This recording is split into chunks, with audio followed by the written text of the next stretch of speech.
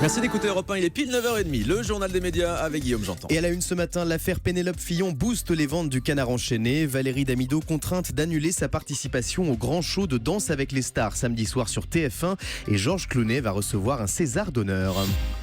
Et on commence avec un record de vente pour le Canard enchaîné suite aux révélations dans l'affaire Pénélope Fillon. Le journal satirique a révélé ce mercredi de nouvelles informations au sujet des emplois présumés fictifs de Pénélope Fillon, un numéro très attendu par les lecteurs. Quelques heures après sa publication, de nombreux points de vente étaient déjà en rupture de stock. Au total, près de 500 000 exemplaires du Canard enchaîné ont été lus cette semaine. C'est l'une des plus grosses ventes du journal depuis ses 101 ans d'existence. La chaîne de télévision Paris Première a décidé de surfer sur la popularité de l'hebdomadaire ces jours-ci en rediffusant ce soir à 23h un documentaire racontant l'histoire du Canard enchaîné. Et toujours dans cette affaire Fillon, le CSA annonce que seuls les propos de soutien aux candidats seront comptabilisés comme temps d'antenne. Alors que l'affaire Pénélope Fillon fait couler beaucoup d'encre et occupe une place importante dans les médias depuis plusieurs jours, le CSA s'est prononcé au sujet de temps de parole pris en compte dans cette affaire. Tous les propos de soutien à François Fillon lui seront comptabilisés comme temps d'antenne dans la campagne présidentielle, alors que les commentaires défavorables ne le seront pas.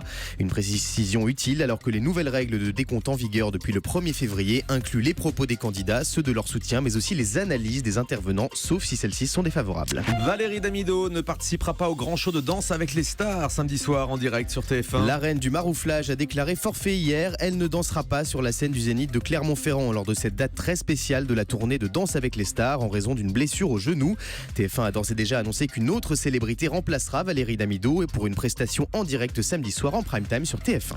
Pierre Ménès annonce son retour à la télévision au printemps prochain. Opéré suite à une grave maladie, le monsieur foot de Canal+ va mieux et il l'a fait savoir sur son compte Twitter.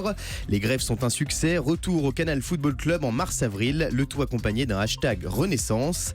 Les téléspectateurs de Canal retrouveront donc très bientôt Pierre Ménès. Ce sera son grand retour après plus de 6 mois d'absence sur le petit écran. La chanteuse Jennifer en garde à vue. L'ex-coach de The Voice et son compagnon ont passé plusieurs heures au commissariat du 1er arrondissement de Paris en début de semaine après une plainte déposée par un photographe pour agression. Selon le magazine Closer, le photographe en question dit avoir été secoué par la chanteuse en Corse. Alors que Jennifer et son ami devraient recevoir ces prochains jours une convocation à une audience correctionnelle, la chanteuse a tenu à rassurer ses fans sur son compte Instagram avec ce message posté hier.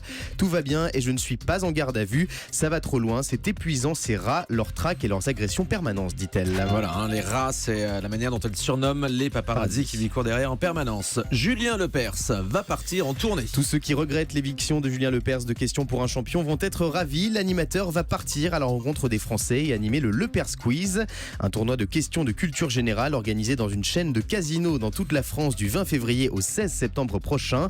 Le grand gagnant du Lepers Quiz remportera non pas une collection d'encyclopédies sur les champignons de forêt, mais la somme de 20 000 €, Thomas. Pas mal. Le Lepers Quiz, donc à suivre dans toute la France. Michel Drucker anime demain son premier grand show de l'année sur France 2. Un grand show consacré cette fois-ci au rire, avec au programme une ribambelle d'humoristes sur la scène du Zénith de Paris. Danny Boone, Pierre Palmade, Ahmed Silla, Anthony Cavana ou encore Anne Romanoff. Ils nous feront tous revivre leur sketch culte.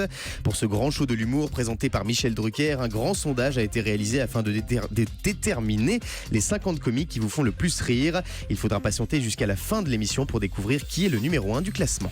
Et sur France 2 toujours, la chaîne va diffuser un concert de Maître Gims. Oui, le 24 février à 23h50, les téléspectateurs de France 2 vont chanter et danser comme jamais devant le concert du phénomène Maître Gims. Un show enregistré à Paris en novembre dernier. L'occasion de se délecter de ses plus grands tubes interprétés sur scène. Les gens du coin ne voulaient pas lâcher là. Elle faisait trembler tous les villages. Les gens me disaient méfie-toi cette fille-là. Elle répondait au nom de Bella. Les gens du coin ne voulaient pas lâcher là. Elle faisait trembler tous les villages. Les gens me disaient méfie-toi cette fille-là. Ah bah dis donc, on a le son à fond dans Sur d'Europe 1. On est en train de réveiller certaines personnes dans la maison. Je commence avec Maître Gims. Bella. Allez, le chiffre du jour. 50 000 €, c'est le montant actuel des fonds récoltés par Explicit, le nouveau média en ligne créé par les anciens d'ITélé. Une somme qui va permettre aux journalistes associés d'investir dans du matériel de tournage et de montage pour réaliser leur sujet.